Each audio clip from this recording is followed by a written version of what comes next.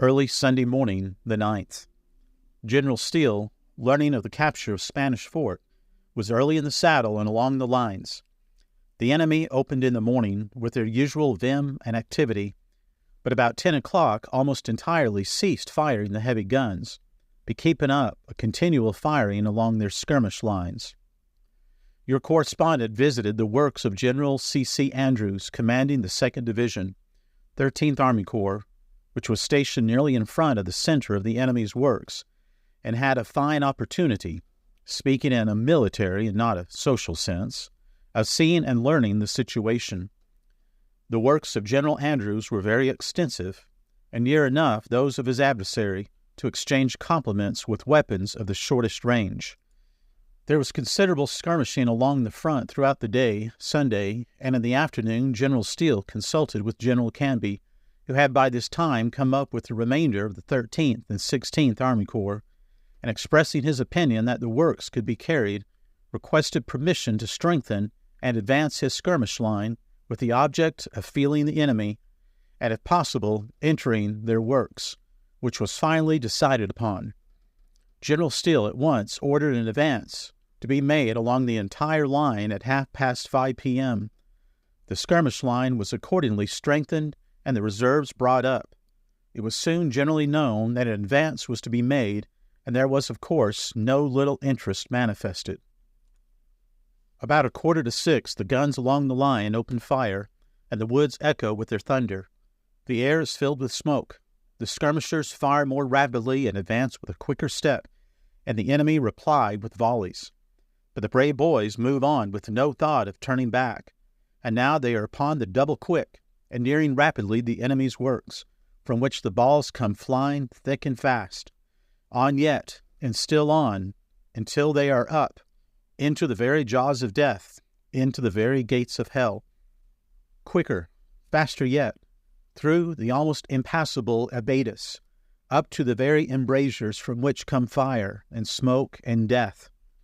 Once an officer commanding cried out, "Down, men!" and of the many that did not hear or did not heed the warning, but 2 were left standing. Grape and canister had done their work, and many brave boys lay dead and wounded. Up jumped the fortunate ones in another instant. And now, see, they are up the works, and look, there go the reserves after them on the run. Their officers cannot keep them back, and they run on, deaf, as it were, to order and ordnance. Hark, do you hear that cheer? It is scarcely 20 minutes since our skirmishers advanced, and now they are inside the works, and their supporting column are climbing the parapet in swarms. Whoever saw a sight that surpassed that in point of bravery, alacrity, and determination? What is the result of that brief half-hour's work? The complete possession of the line of earthworks, bastions, and forts, 2.5 or 3 miles long, strongly protected with a double line of abatis in front, mounting some 30 guns, garrisoned by 3,000 men. Our boys were taking prisoners by the hundred. General Granger and staff, who arrived upon the ground about the time the assault was made, were riding along the road to the works just ahead of me, when a Confederate soldier came up to the general and said, "General, I'm glad to see you. Do you know me?" He proved to be one of the employees of the general in those good old times, I believe at Fort Laramie. A little further on, we were cautioned by our men that there were hundreds of torpedoes, or sub-terra shells, as the Confederates called them, hell's paving stones, as I call them, planted all about, and we reined up for a moment. Yes, we were on the shell road to Mobile, true enough. A moment later we met a batch of prisoners going to the rear under a guard, and the general ordered that they should show where they were or march over them. When we arrived at the main works, the men were busy taking care of the prisoners and supplying themselves with ammunition, cartridges, cartridge boxes, bayonets, guns, etc., lying around in any quantity. It was now dusk and growing dark fast, but the garrison was searched out, and man after man captured in the woods and sent in with the rest. I saw some dead and many wounded, wearing the gray as well as the blue uniform, lying around. They did not lie long, however, for our ambulances were soon upon the ground, and the wounded of both alike conveyed to the hospitals. The dead were buried, and the mounds of earth with a stick or rude slab marked the spot where reposed brave men who not long since were friends and breathed under the same banner, now buried where they so gallantly fought and fighting fell. They are enemies no longer. Today, as near as I can gather, the number of prisoners captured number in the aggregate to over 3,000, although General Cockrell, who commanded the Missourians and who is also a prisoner, stated that the entire garrison was only 2,400. A large and valuable amount of war dispatches and correspondence and telegraphic dispatches were captured, along with 75 sheep and large quantities of commissary stores. There was tobacco, corn, and meal, hardtack, ham, salt, sugar, molasses, vinegar, etc., a good haul. There is a much mooted question that has perplexed me much to know how to answer in our columns. Where the line of works was so long, and where every division, brigade, regiment, company, and man tried so hard and did so well, it is impossible to tell where the mantle should fall. The 83rd Ohio in General Andrews' front and the 8th Illinois in General Veitch's front were there as soon as any, to say the least. The former, I believe it was, had 2 flagstaffs shot away, but the flags were picked up and planted on the works. The 76th Illinois was also very prompt and active, and did some hard fighting, as did the others. 9 of their men fell in a small space of a few yards square, right up to the enemy's works. Some of this regiment ordered a captain to surrender, which he refused to do, and drawing his revolver, shot one of them after the works were surrendered. He was shot down, and 2 of his men by his side, and the 3 now repose in one grave on the spot inside the works, but a few steps from the graves of the brave 9 of the 76th Illinois. In another place lay 24 killed and wounded. Other regiments have also lost heavily. The skirmishers advanced along the roads leading to the fort, and after getting within 150 yards of the fort, the fire of musketry, grape, and canister was such that almost any troops would have turned and fled. These men did, but they only turned from the roads which were being swept with a murderous fire on the sides of them, and fled in the direction of the forts and bastions, and actually crawled through the embrasures while the cannon vomited forth fire, smoke, and death. The men did all, and dared all, that would become a man, and the day is ours. All share in the glory, and did well. None did ill. The capture of Blakeley by Major General Steele's forces will figure in history as one of the events of the war. Major General Canby wrote a congratulatory letter to General Steele, in which he said, "God bless you and your brave command." Another point I cannot restrain my pen upon, that torpedoes have been planted in the roads and approaches to this place, as well as Spanish Fort, is well known. Of the legitimacy or illegitimacy of this mode of defensive war, of course, is not for me to decide. I have my own ideas.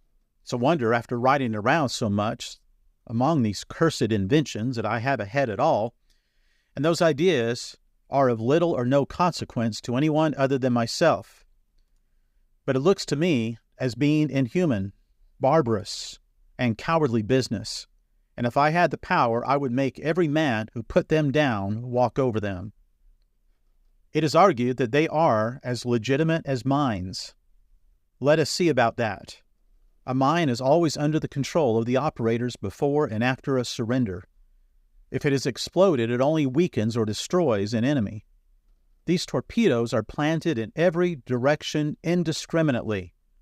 Even the enemy who put them down cannot today go and dig them all up, were they so dispose.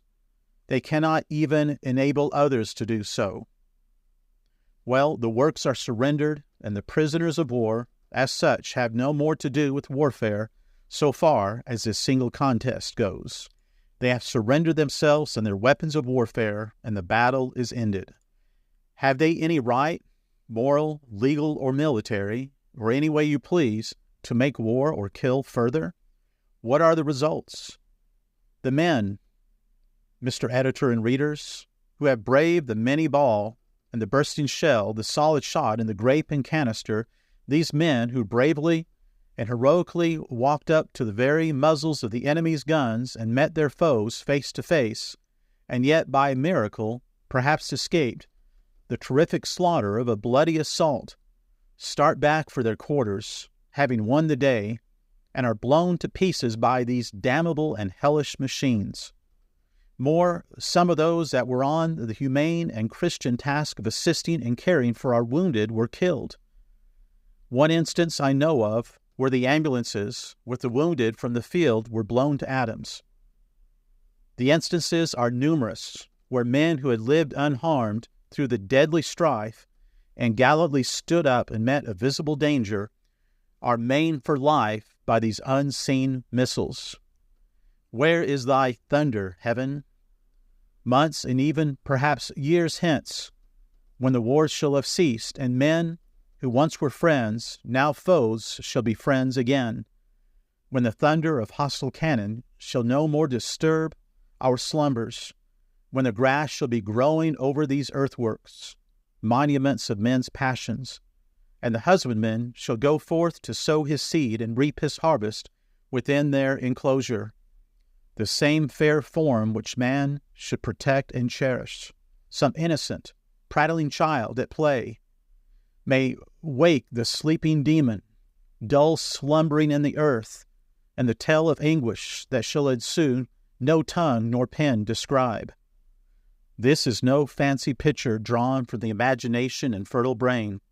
If you think so, reader, or you are disposed to argue or jest or laugh the thing away, come with me and see the misery uncalled for, unnecessary, unhallowed, that they have caused.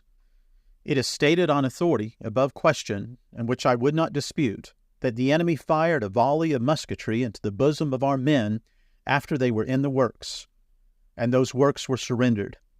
I am sorry to record this, and wish it were otherwise, but that they did fall back from their breastworks into the woods, and fire as stated, has been stated and proven to me so conclusively that it is beyond a doubt the fact. There I leave this matter. The returns not being yet all in, it is impossible to give the loss in the assault. It will not exceed, in killed and wounded, 1,000. The 8th Illinois lost in a few minutes 64 killed and wounded. The 11th Wisconsin Veterans, Colonel Whittlesey's regiment, 44 out of 400. 2/3 of the loss of the entire 3rd Brigade. Colonel Harris commanded this brigade, which is General Gerard's division. 6 killed and 24 wounded comprise the list of the 83rd. Other regiments suffered a greater loss. Both of our flagstaffs were cut in two by bullets, but the flags were planted on the works.